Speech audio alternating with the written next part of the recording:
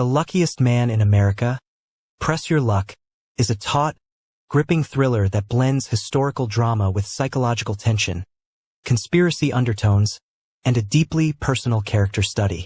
Directed with a slick vintage aesthetic and a sharp narrative pulse, the 2024 film revisits the strange true story of Michael Lawson, a fictional stand-in for the real Michael Larson, an unemployed ice cream truck driver who manipulated a popular game show in 1984. With its compact runtime of just over an hour and a half, the film packs emotional suspense, social commentary, and period detail into a suspenseful and immersive ride. What unfolds isn't just a story of a man versus a game, but a man versus the system, a critique of American capitalism, luck, genius, and morality under pressure. Set almost entirely during a few days in May 1984, the movie captures the height of Reagan-era television and consumerism, drawing viewers into a time when game shows were more than entertainment. They were symbolic battlegrounds for ordinary Americans' hopes and dreams. This review explores the film's plot, character dynamics, performances, cinematic style, thematic elements, emotional resonance, and overall success in delivering a compelling cinematic experience. ### story summary and plot progression. The story begins in a small, sun-drenched Ohio town. Michael Lawson, played with eerie precision and intensity by Jack Rayner, is out of work, surviving on temp jobs and selling frozen treats from a beat-up ice cream truck. He's intelligent but restless, disconnected from society, and obsessed with patterns, numbers, routines, systems.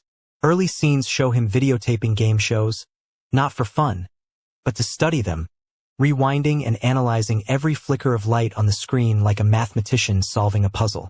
Lawson soon becomes fixated on Press Your Luck, a flashy, high-energy show famous for its colorful graphics, excited contestants, and most importantly, a game board that seemed random, but wasn't.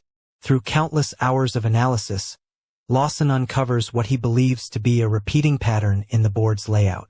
It's a revelation that turns his casual viewing into a full-scale operation.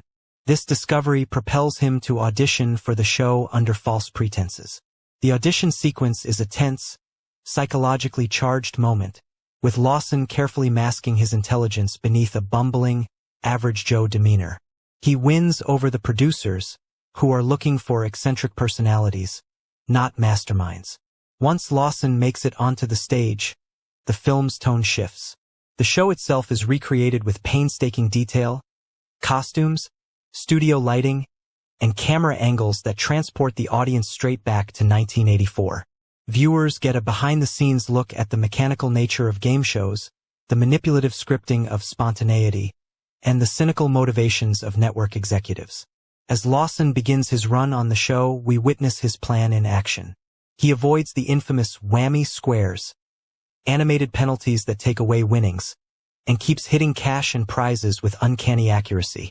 Suspicion brews immediately. The producers, especially executive Barbara Delaney, played with sharp authority by Toni Collette, watch in disbelief as Lawson racks up tens of thousands of dollars. Their panic grows as they realize they're being beaten at their own game. But the film doesn't portray Lawson as a triumphant genius. Instead, it uses the growing tension to reveal deeper layers of his character.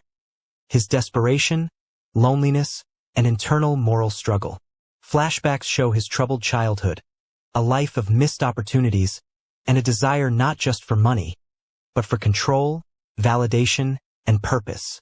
As his winnings mount, Lawson becomes increasingly paranoid.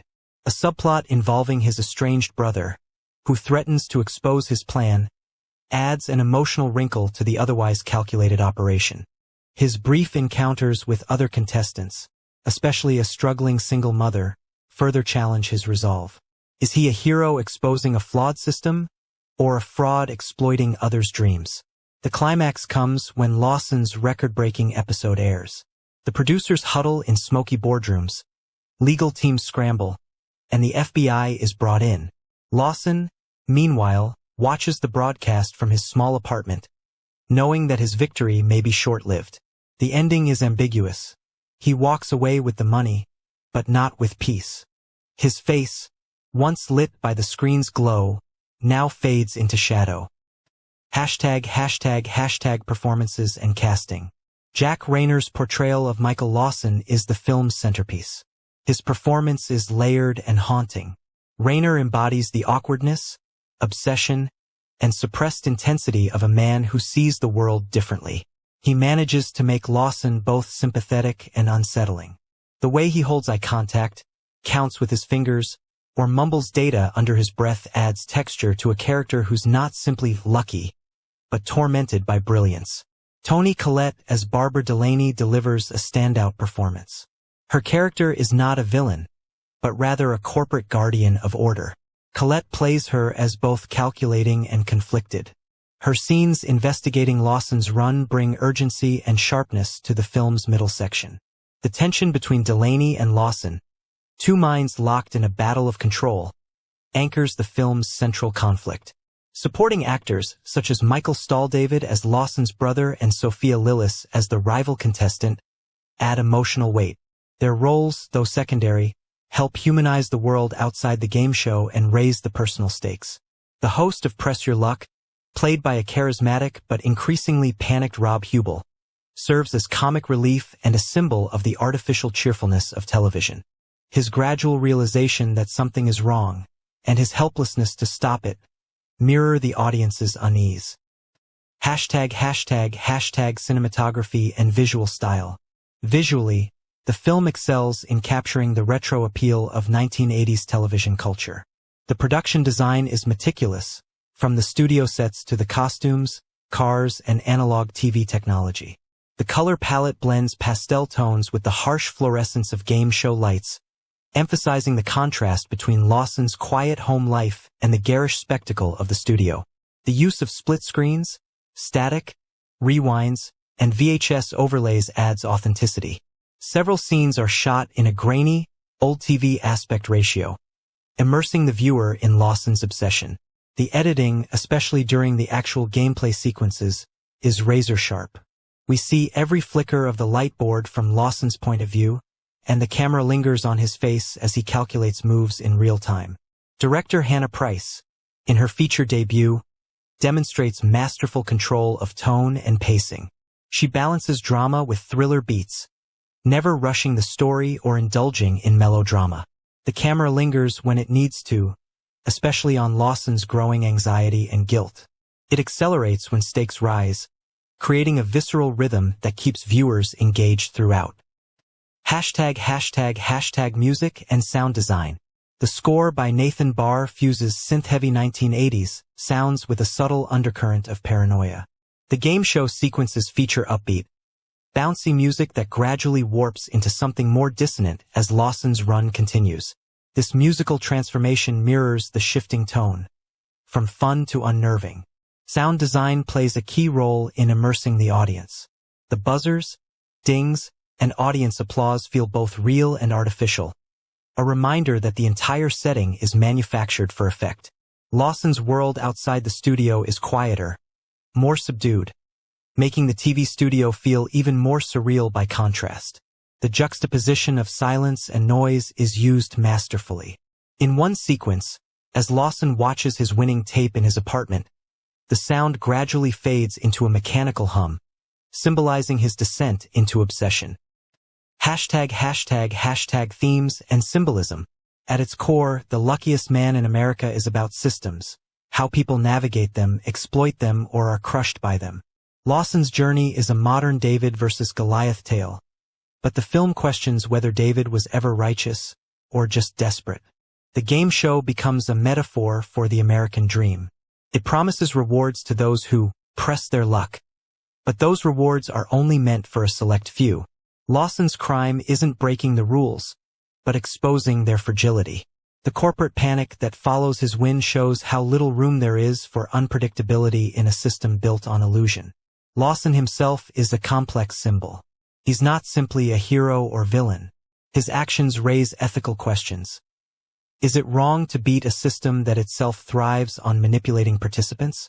Is intelligence a weapon or a burden? Does society reward brilliance or fear it? The motif of screens, TVs, monitors, security footage runs throughout the film. Everyone is watching everyone else. Surveillance, performance, and identity become intertwined. Lawson can manipulate the screen, but he cannot escape it. He is both the observer and the observed. #### emotional and psychological depth. Emotionally, the film works on multiple levels. Lawson's personal arc is tragic. He's a man who found a loophole in the game but not in life. He yearns for recognition, not just riches. The scene where he quietly opens a savings account for the first time in years, looking over his shoulder the entire time, encapsulates his fragile victory. The movie also taps into broader cultural anxieties: distrust of institutions, the illusion of fairness, and the cost of intelligence in a world that favors charisma over competence. Lawson is a mirror of the outsider, someone who sees the matrix but doesn't belong inside it. Delaney, too, undergoes a transformation. Her initial horror turns to grudging admiration. In one scene, she confesses that part of her envies Lawson, not his winnings, but his courage to challenge the rigged system. It's a rare moment of mutual respect between adversaries. ### reception and final impressions. As a film, The Luckiest Man in America, Press Your Luck is a success on nearly every level. It's suspenseful without being loud, emotional without being manipulative, and smart without being self-congratulatory. It offers a compelling story that asks deeper questions, delivered through top-tier performances, crisp direction, and stylish visuals. The ending, introspective and unresolved, lingers in the mind. We don't see Lawson ride off into the sunset. Instead, we see a man staring at a screen, finally realizing that no amount of money can fix a broken identity. Viewers expecting a traditional thriller may be surprised by the film's philosophical detours and emotional weight. But those who embrace its quiet intensity and social commentary will find a deeply rewarding experience. ### conclusion. In a cinematic landscape filled with reboots, franchises, and hollow spectacle, The Luckiest Man in America, Press Your Luck stands out as a thoughtful, original thriller rooted in a bizarre but real historical moment. It's not just about beating the system, it's about the personal cost of doing so. It's about what happens when genius meets desperation, and when a man realizes that luck is only part of the game. With strong performances, elegant direction, and thematic richness, the film earns its place as one of 2024's most intriguing thrillers. Whether seen as a cautionary tale, a period piece, or a character study, it leaves an impression, one that persists long after the screen goes dark.